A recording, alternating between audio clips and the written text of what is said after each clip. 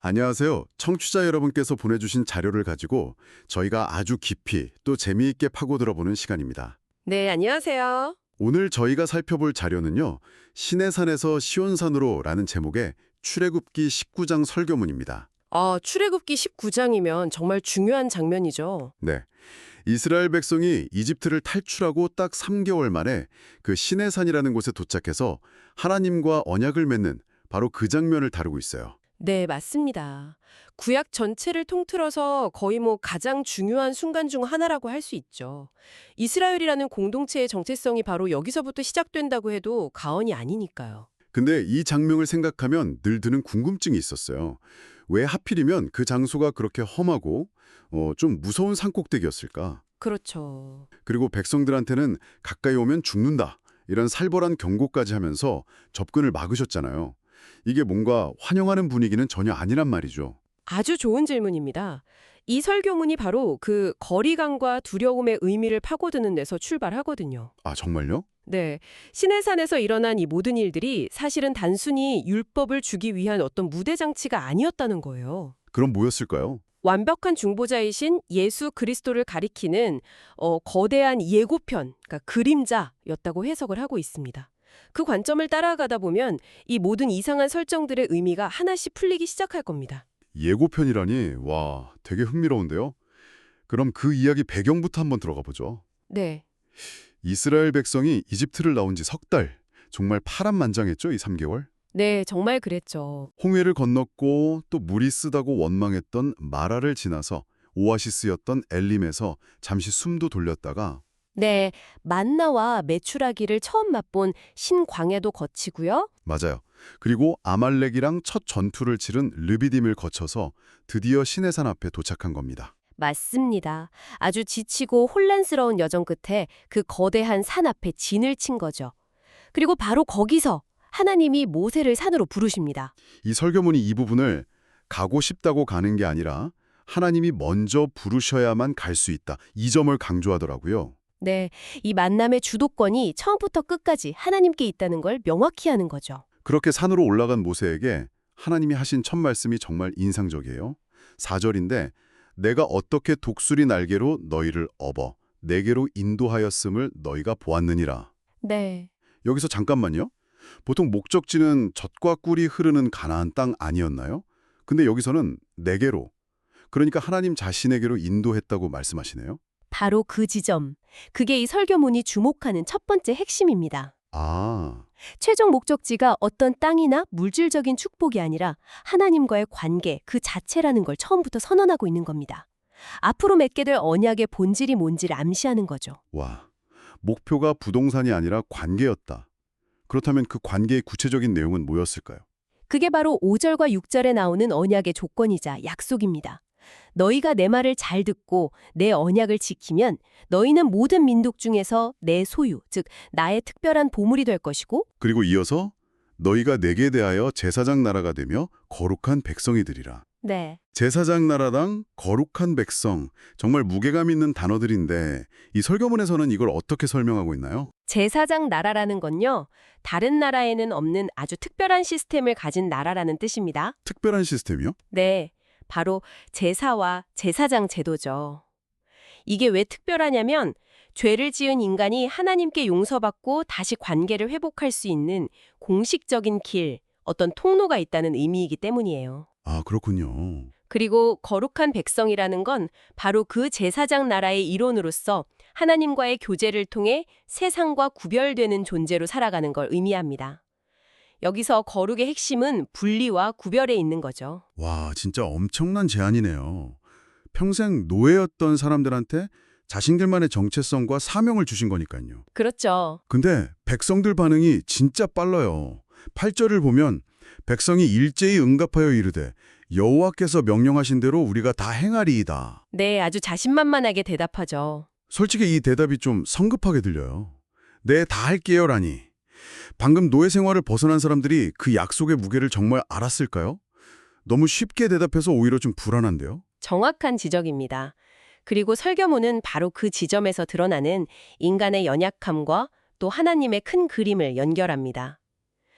백성들의 그 자신만만한 대답을 들고 모세는 다시 산으로 올라가죠. 바로 이 장면, 모세가 산을 오르내리는 이 반복적인 행동을 설교문에서는 아주 중요한 시각 교육이라고 해석하더군요. 그렇습니다. 한번 상상해 보세요. 당시 모세가 80세 노인이거든요. 네. 근데 해발 2285m, 우리나라 한라산보다도 높은 그 험준한 돌산을, 그것도 등산로 하나 없는 곳을 몇 번이나 오르내리고 있는 거예요. 와, 백성들은 그저 산 아래에서 숨가쁘게 오르내리는 모세의 모습을 쳐다보고만 있었을 겁니다. 그 모습을 보면서 무슨 생각을 했을까요? 저렇게 힘들지 않으면 하나님과 대화조차 할 수 없는 거구나. 우리랑 하나님 사이에는 저렇게 고생하는 누군가가 반드시 필요하구나. 이런 걸 그냥 온몸으로 느꼈겠네요. 바로 그겁니다.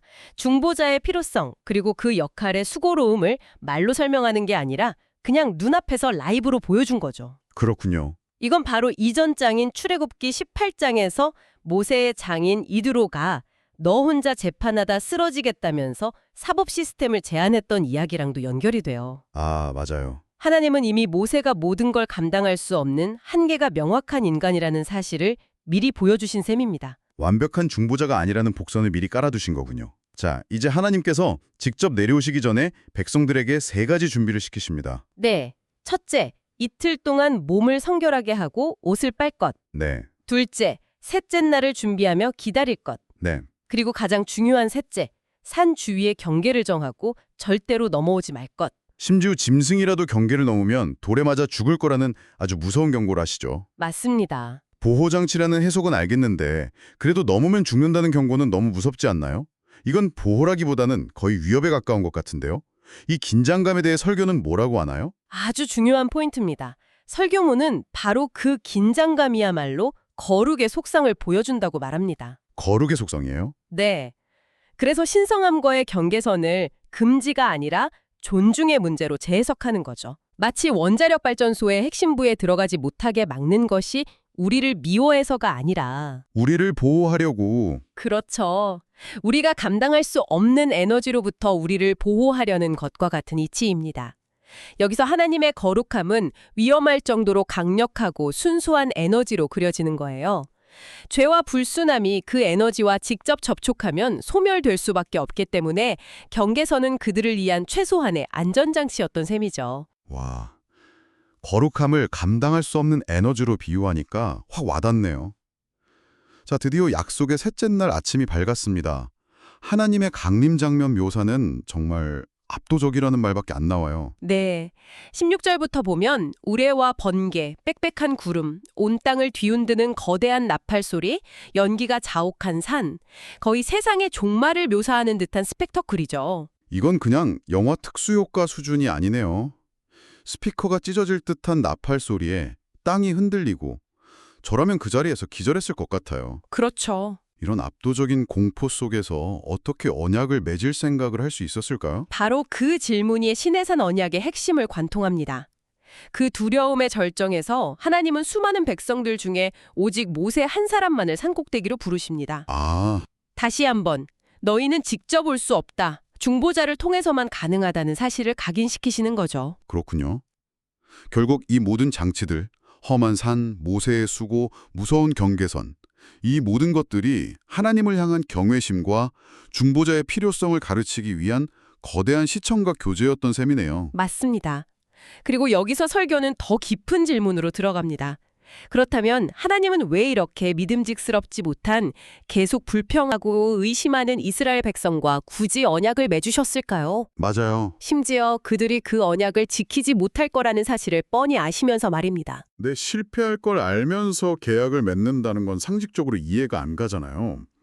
마치 학생이 시험에 떨어질 걸 알면서 굳이 시험을 보게 하는 것처럼 비효율적이거나 심지어는 의도가 나빠 보일 수도 있는데요. 이 질문에 대한 설교문의 답변이 바로 복음의 핵심과 연결됩니다. 첫째 이유는 그들의 자격 때문이 아니라 하나님의 선택 때문입니다. 선택. 독수리 날개로 업어왔다는 말씀처럼 이미 하나님께서 그들을 자신의 특별한 보물로 삼으셨기 때문이죠. 하지만 더 중요한 두 번째 이유는 율법을 주신 목적이 성공에 있지 않았기 때문입니다. 성공이 아니면요? 오히려 실패를 통해 깨닫게 하려는 의도가 있었다는 거죠. 실패를 통해 깨닫게 한다고요? 네, 율법이라는 완벽하고 거룩한 거울 앞에 서보라는 겁니다. 그래서 자신의 힘으로는 도저히 그 기준에 도달할 수 없는 불완전한 존재임을 직시하고 절망하게 만드는 거죠. 아, 그 깊은 절망 속에서 비로소 내 힘으로는 안 되는구나. 나를 구원해줄 완벽한 중보자가 절대적으로 필요하구나. 라는 사실을 깨닫게 하는 것. 그것이 율법의 중요한 기능 중 하나였다는 겁니다. 와, 율법의 역할이 우리를 좌절시키기 위한 거였다니 정말 역설적이네요. 그럼 아까 이야기했던 그 경계선도 또 다른 의미가 있겠네요. 그렇습니다.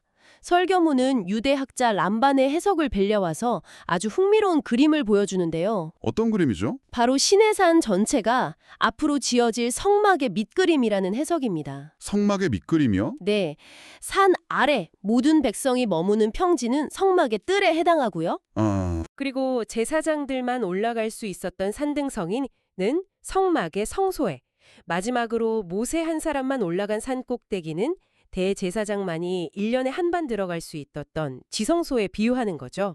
와, 그렇게 연결이 되는군요. 시내산 자체가 하나의 거대한 움직이지 않는 성전이었던 셈이네요.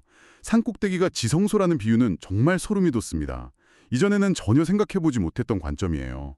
그렇게 본다면 산 주위에 쳐진 경계선은 결국 무엇을 의미하게 될까요? 지성소를 가로막고 있던 그 두껍고 거대한 휘장을 상징하게 되는 거군요. 바로 그겁니다. 그렇군요. 그럼 마지막으로 한 가지 더 이해가 안 가는 게 어차피 다가가지도 못할 거면서 옷은 왜 뻘라고 하신 걸까요? 마치 파티에 초대받았는데 문 앞에서 들여보내주지 않는 것 같은 느낌인데요. 그 역시 아주 중요한 교육장치였습니다. 옷을 빠는 행위.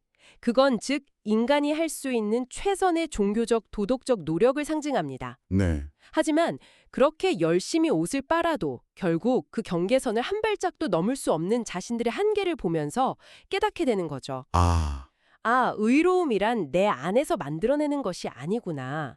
내가 옷을 빠는 것과 같은 노력으로 얻어지는 게 아니라 외부로부터 주어져야 하는 것이구나.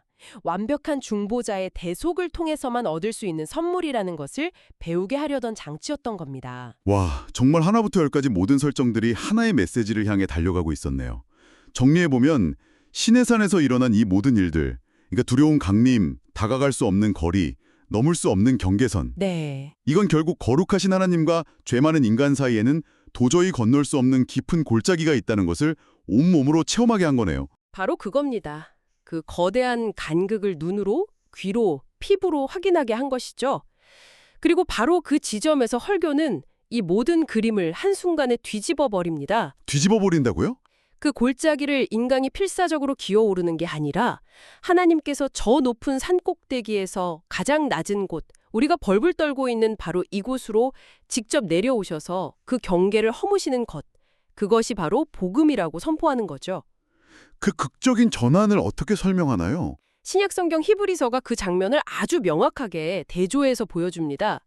설교문에서도 인용하고 있는 히브리서 12장 18절부터의 말씀인데요. 너희가 이른 곳은 만질 수 있고 불이 붙는 산과 침침함과 흑암과 폭풍과 나팔 소리와 말하는 소리가 있는 곳이 아니다 라고 선언합니다. 이건 명백히 시내산을 가리키는 거네요. 그렇죠. 두려움의 산이 아니라는 겁니다. 그렇다면 우리가 이른 곳은 어디입니까? 22절이 답을 줍니다. 그러나 너희가 이른 곳은 시온산과 살아계신 하나님의 도성인 하늘의 예루살렘과 새 언약의 중보자이신 예수와 및 아벨의 피보다 더 나은 것을 말하는 뿌린 피니라. 아, 두려움과 정죄, 거리감의 상징이었던 시내산에서 교제와 은혜, 환영의 장소인 시온산으로 패러다임이 완전히 전환된 거군요. 네, 아벨의 피보다 더 나은 것을 말하는 뿌린 피. 이곳이 바로 예수 그리스도의 보혈을 의미하는 거죠. 그렇습니다. 예수님의 십자가 죽음으로 성수의 휘장이 위에서 아래로 찢어진 사건, 그것이 바로 시내산을 가로막던 두려움의 경계선이 완전히 허물어졌다는 것을 보여주는 상징적인 사건입니다. 그래서 이제 누구든지 은혜의 보좌 앞에 담대히 나아갈 길이 열렸다는 것. 이곳이 이 설교문이 우리를 데려가고 싶었던 최종 목적지였네요. 오늘 분석을 통해 출애굽기 19장이 정말 완전히 새롭게 보이네요.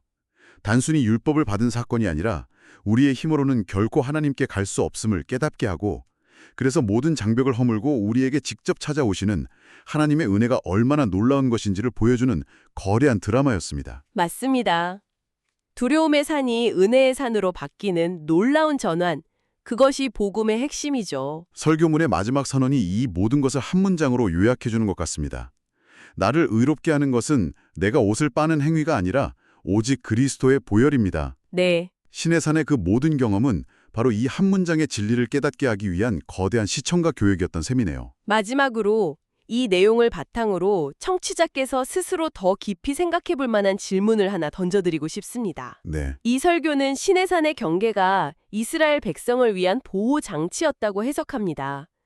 오늘날 우리는 종종 모든 경계와 규칙을 부정적인 억압으로 여기는 경향이 있습니다.